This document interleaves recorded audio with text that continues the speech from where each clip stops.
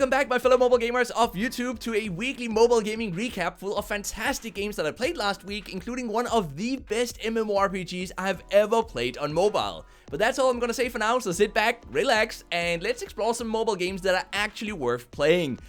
So, yeah, that means not those guys. Get out of here. I'll of course let you know which game is my favorite of the week at the very end of the video, so as you're watching, be sure to also share what you think about these games in the comment section down below, and I'll be down there letting you guys know why you're wrong.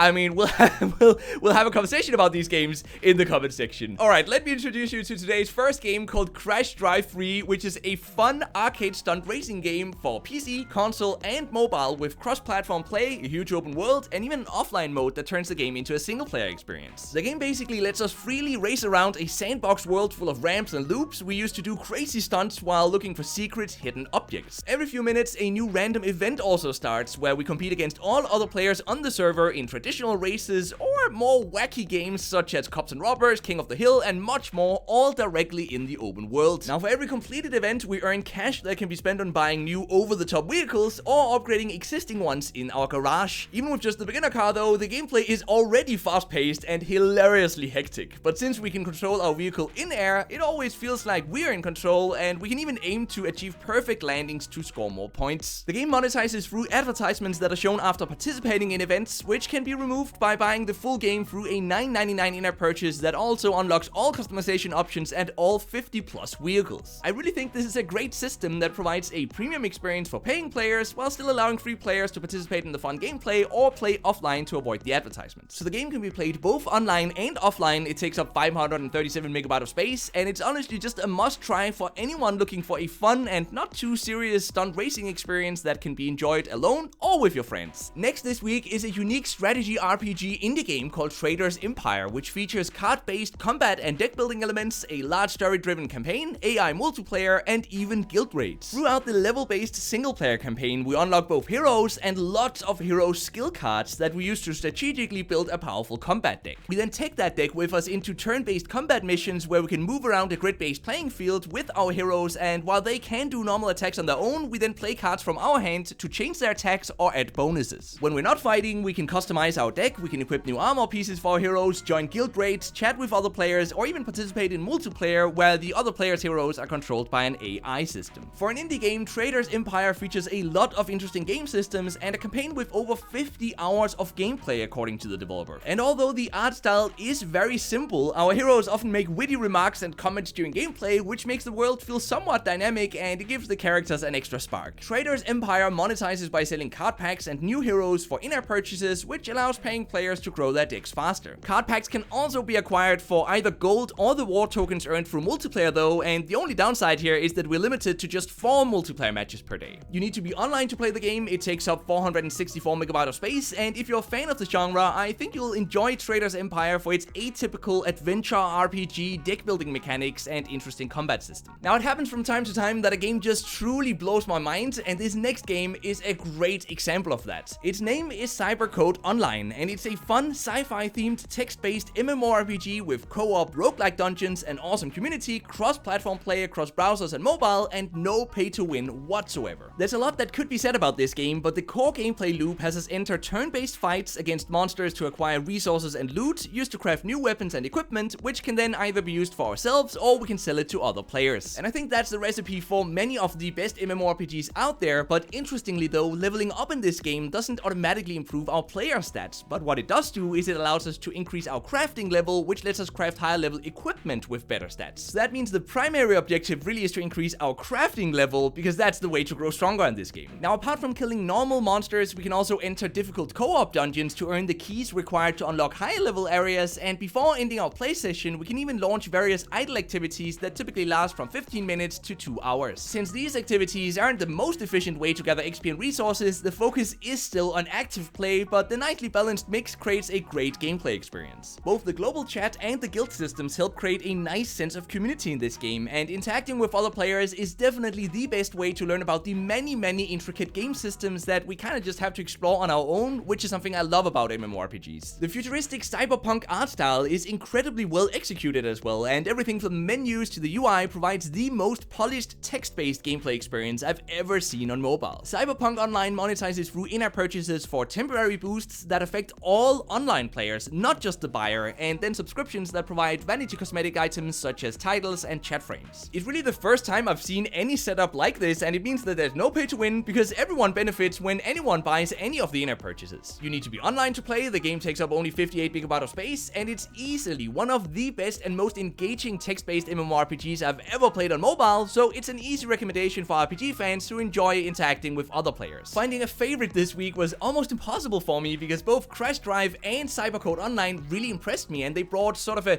new type of experience to mobile that I hadn't really experienced before, and so they very positively surprised me. But let me know what you thought about these games in the comment section, and maybe you can help me decide on what should arguably be the best game of the week. So let me know if you're downloading any of these games, let me know if there are any of these games you didn't really like, or what you thought about them down there in the comment section. And also, for those of you who are still watching, here's a little sneak peek of next week, where I'm gonna include not one, but two awesome and very unique bullet hell games. So I hope you'll stick around for that. Be sure to subscribe if you haven't already, leave a like if you enjoyed the video, so you'll see that next video, because then, until next time, just keep gaming, stay awesome, and I'll see you guys around. With PC, console, and mobile cross-platform play, pew! Both online or offline, it takes up 537 megabyte. Now it happens from time to time. It happens. Whoa, my phone. That happens as well from time to time.